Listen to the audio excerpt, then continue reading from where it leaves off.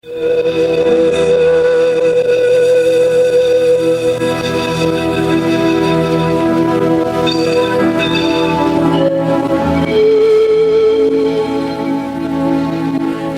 horário, a emissora da Fraternidade Rádio Rio de Janeiro oferta ao seu coração mais um programa Culto Cristão no Ar.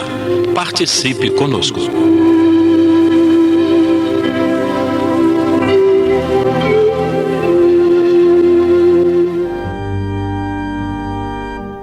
Olá, queridas ouvintes, queridos ouvintes. Estamos aqui mais uma vez, dando início ao nosso Culto Cristão no Ar. Hoje com a presença de Lidiane Barreto, Jane Chantre, João Menezes e nossa companheira Cleia Nonato. Nosso tema de hoje será Muito se pedirá àquele que muito recebeu. Quem já quiser localizar aí no Evangelho, estamos no capítulo 18, itens 10 a 12. E vamos iniciar o nosso programa de hoje com a leitura da nossa página inicial, que será feita pela gente. Do livro Estude Viva, psicografia de Francisco Cândido Xavier e Valdo Vieira, pelos espíritos de Emmanuel e André Luiz, a mensagem em todos os caminhos. Seja qual for a experiência, convence-te de que Deus está conosco em todos os caminhos. Isso não significa omissão de responsabilidade ou exoneração da incumbência de que o Senhor nos revestiu. Não há consciência sem compromisso, como não existe dignidade sem lei. O peixe mora gratuitamente na água, mas deve nadar por si mesmo. A árvore, embora não pague imposto pelo solo em que se vincula, é chamada a produzir conforme a espécie. Ninguém recebe talentos da vida para escondê-los em poeira ou ferrugem. Nasceste para realizar o melhor. Para isso, é possível se defrontes com embaraços naturais ao próprio burilamento, como a criança que se esfalfa compreensivelmente nos exercícios da escola. A criança atravessa as provas do aprendizado sob a cobertura da educação que transparece do professor. Desempenhamos as nossas funções com o apoio de Deus. Se o conhecimento exato da onipresença divina ainda não te acode à mente necessitada de fé, pensa no infinito das bênçãos que te envolvem, sem que despendas mínimo esforço.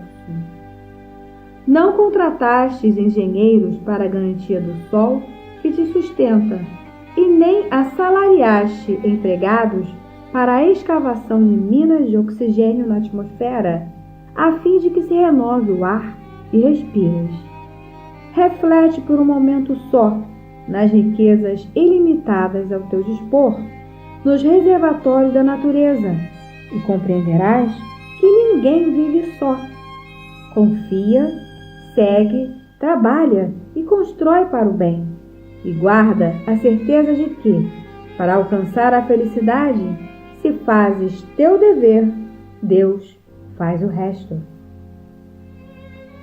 E assim, Senhor, com essa certeza de que, fazendo a nossa parte, o Senhor faz a sua, nós agradecemos por tudo de bom que temos recebido e por sabermos que a providência divina nunca nos falta. Se nós fizermos a nossa parte, Deus fará a sua. Obrigado por cada um que aqui nos ouve e que todos esses lares sejam também abençoados durante esses momentos do culto, durante toda esta semana. Fica conosco, Senhor, que assim seja. Então nós vamos iniciar o estudo do Evangelho segundo o Espiritismo, como o João já informou, é o capítulo 18, muitos dos chamados E o subtítulo é Muito se pedirá àquele que muito recebeu. Vamos ao estudo da noite. O capítulo é o 18. Muito se pedirá àquele que muito recebeu. Vamos ao item 10. O servo que souber da vontade do seu amo e que, entretanto, não estiver pronto e não fizer o que dele queira o amo, será rudemente castigado. Mas aquele que não tenha sabido da sua vontade e fizer coisas dignas de castigo, menos punido será. Muitos pedirá àquele a quem muito se houver dado, e maiores contas serão tomadas àquele a quem mais coisas se hajam confiado. São Lucas 12, 47 e 41. Então a gente vê nessa primeira passagem que quanto mais informações a gente tiver, mais nós seremos exigidos. Isso, inclusive, a gente vê, por exemplo, no próprio campo profissional, né? À medida que a pessoa vai subindo em cargos, mais responsabilidade ele tem, porque também mais capacidade ele conseguiu para chegar naquele cargo. Por exemplo, se a pessoa chegar ao cargo de direção de uma grande empresa, é porque os donos confiam nele plenamente e vão exigir dele uma administração correta e que possa realmente continuar a empresa a produzir, não só em quantidade, mas como em qualidade também. E serve também, inclusive, para o sistema jurídico, porque mesmo a gente sabendo que ninguém pode alegar o desconhecimento da lei, a própria justiça ela tem os atenuantes e os agravantes, né? Conforme o grau de conhecimento da pessoa, aquela pena ou aquela punição que ela possa ter pode ser atenuada ou agravada, e é o que diz aqui, né? Quanto mais conhecimento a pessoa tem, mais grave é o delito que ela comete, né? E assim somos nós também perante a justiça divina. Vamos ao item 11. Vim a este mundo para exercer um juízo, a fim de que os que não veem, vejam, e os que veem se tornem cegos. Alguns fariseus que estavam com ele, ouvindo essas palavras, lhe perguntaram: também nós então somos cegos? Respondeu-lhe Jesus: se fosseis cegos, não teríeis pecado. Mas agora direis que vedes, e é por isso que em vós permanece o vosso pecado. São João 9, 39 a 41. Então é a mesma coisa, à medida que a gente tem conhecimento do certo e errado, a gente passa a ser mais responsável pelos nossos atos, né? E é por isso que, inclusive, Jesus, em relação aos fariseus, certamente foi até um pouco, vamos dizer assim, duro, né, nas palavras, né? Quando ele comparou os fariseus a sepulcros, né? A túmulos, né? Pintados de cal por fora, né? Mas cheios de podridão por dentro, né? Porque esse era realmente o comportamento dos fariseus, né? Eles se arrogavam que cumpriam a lei mosaica, mas a forma com que eles viviam dizia exatamente o contrário. Vamos ao item 12. Principalmente ao ensino dos Espíritos é que essas máximas se aplicam. Quem quer que conheça os preceitos do Cristo e não os pratique, é certamente culpado. Contudo, além de o Evangelho que os contém, achar-se espalhado somente no seio das seitas cristãs, mesmo dentro destas, quanto há que não o leem e entre os que o leem, quanto os que o não compreendem. Resulta daí que as próprias palavras de Jesus são perdidas para a maioria dos homens. Continuando, o ensino dos Espíritos, reproduzindo essas máximas sob diferentes formas, desenvolvendo-as e comentando-as para pô-las ao alcance de todos, tem isto de particular. Não é circunscrito, ou seja, não é limitado a um número pequeno de pessoas. Todos, letrados ou iletrados, crentes ou incrédulos, cristãos ou não, o podem receber, pois que os Espíritos se comunicam por toda a parte. Nenhum dos que o recebam diretamente ou por intermédio de outrem podem pretextar ignorância. Não se pode desculpar nem com a falta de instrução, nem com a obscuridade no sentido alegórico. Aquele, portanto, que não aproveita essas máximas para melhorar-se, que as admira como coisas interessantes e curiosas, sem que lhe toquem o coração, que não se torna nem menos vão, nem menos orgulhoso, nem menos egoísta, nem menos apegado aos bens materiais, nem melhor para o seu próximo, mais culpado é, porque mais meios tem de conhecer a verdade. Então aqui está falando que se as palavras de Jesus, muitas vezes ou não são lidas ou não são compreendidas, a forma como o Espiritismo vem relembrar, vem trazer para a gente esse ensino moral de Jesus, ele está ao alcance de todas as pessoas, né? Primeiro porque os Espíritos estão dando esse conhecimento em toda parte, e mesmo entre os não cristãos, né? E também porque ele traz uma forma menos alegórica, mais fácil de ser entendida, né? Muitas vezes, espíritos diferentes com linguagens diferentes, alguns linguagens mais simples, né? Outros mais rebuscadas, justamente para tentar atender um público maior, uma diversidade maior de leitores.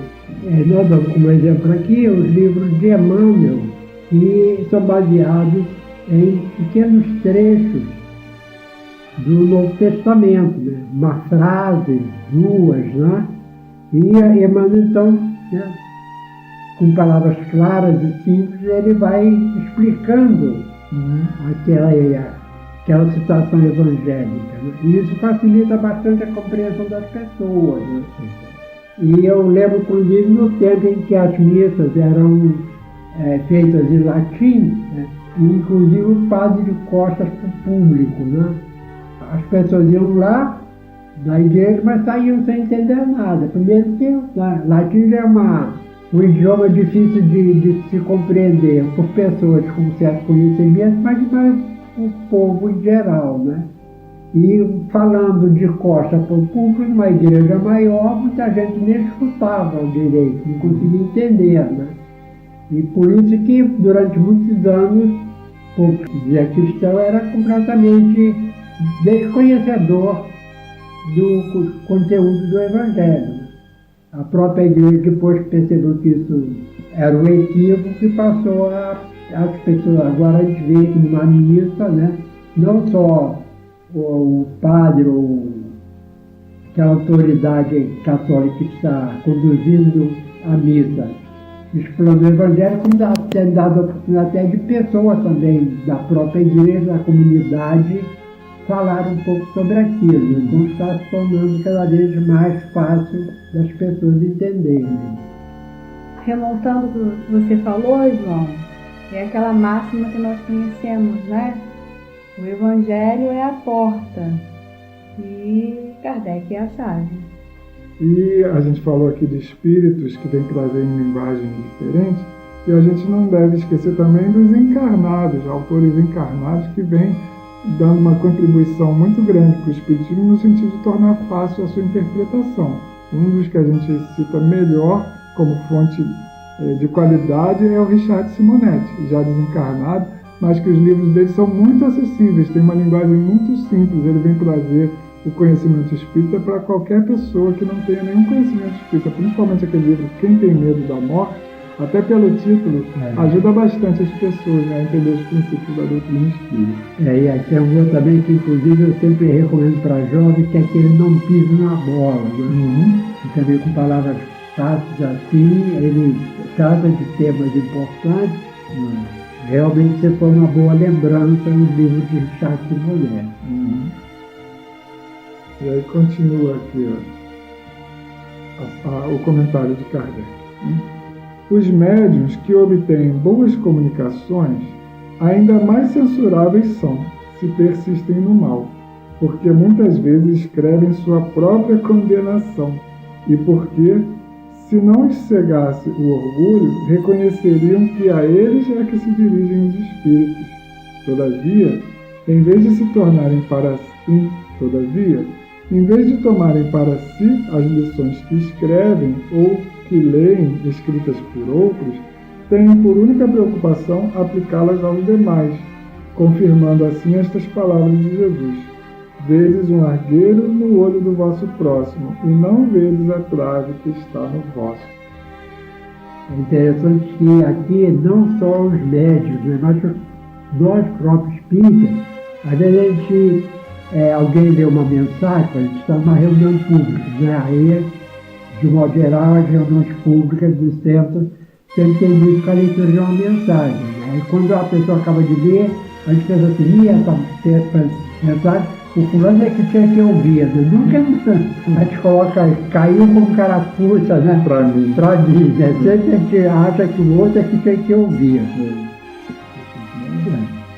Aí termina aqui o comentário de Kardec dizendo: por esta sentença, se fossem cegos não teriam pecado, e Jesus significar que a culpabilidade está na razão das luzes que a criatura possua. Ora, os fariseus que tinham a pretensão de ser, e eram, com efeito, os mais esclarecidos da sua nação, mais culposos se mostravam aos olhos de Deus do que o povo ignorante. O mesmo se dá hoje.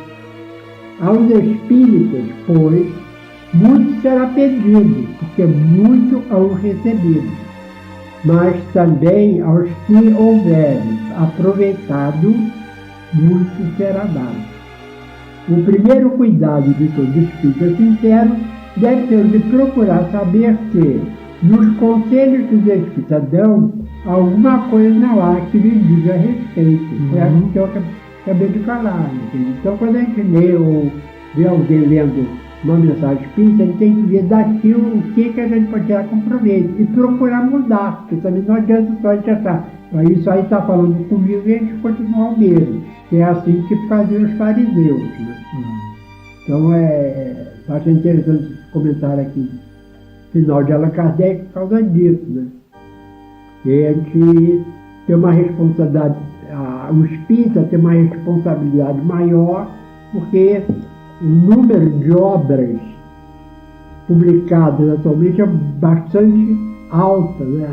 Nós temos muitos livros editados, fora artigos de revistas, né? A Rádio Rio de Janeiro está sempre também nos programas fazendo comentários do Evangelho, de outros livros, e com essa gama de informações só não aproveita quem não quer. E desculpa a gente não pode dar aquela famosa desculpa, eu não sabia. Tem outra desculpa. Eu vou deixar para a próxima encarnação. E essa é pior ainda. Desculpa de espírito. Mas eu gostaria de ressaltar também esse comentário que ele faz aqui, que é um alento para a gente, né? Mas também, aos que houverem aproveitado, muito será dado. Então, a gente percebe que quando a gente está fazendo as coisas certas, está aproveitando bem os nossos recursos, Deus vai mandar mais recursos para nós. É a parábola dos talentos, né? Aquele que sabe multiplicar o que já tem, recebe mais. E assim a gente vai melhorando a nossa condição. A gente lembra também aquela frase do próprio Jesus: cuidar primeiro das coisas dos céus, que todas as outras lhe serão acrescentadas, né?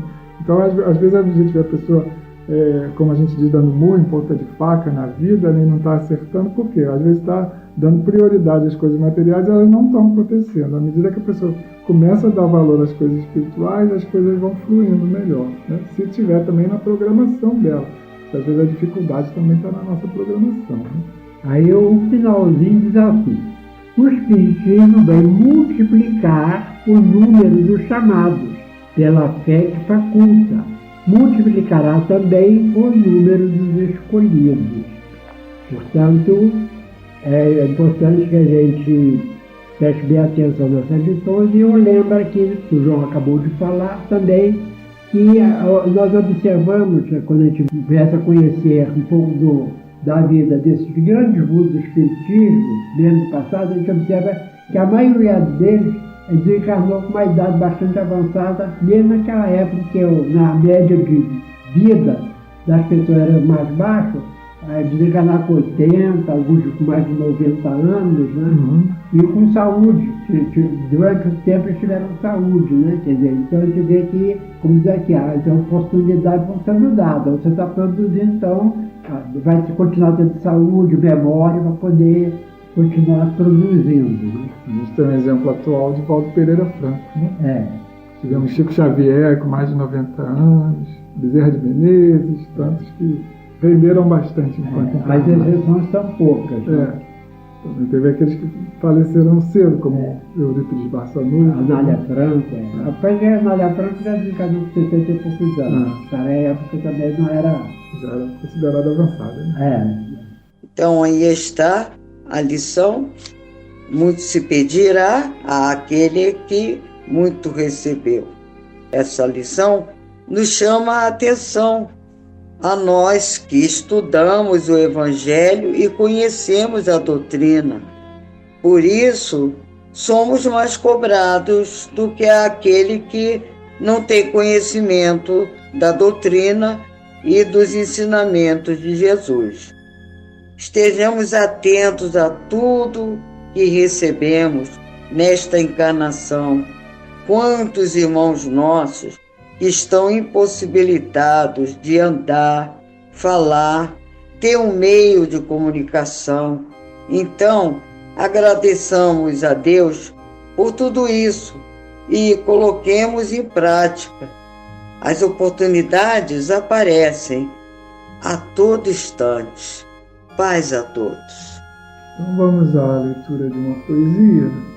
Então vamos.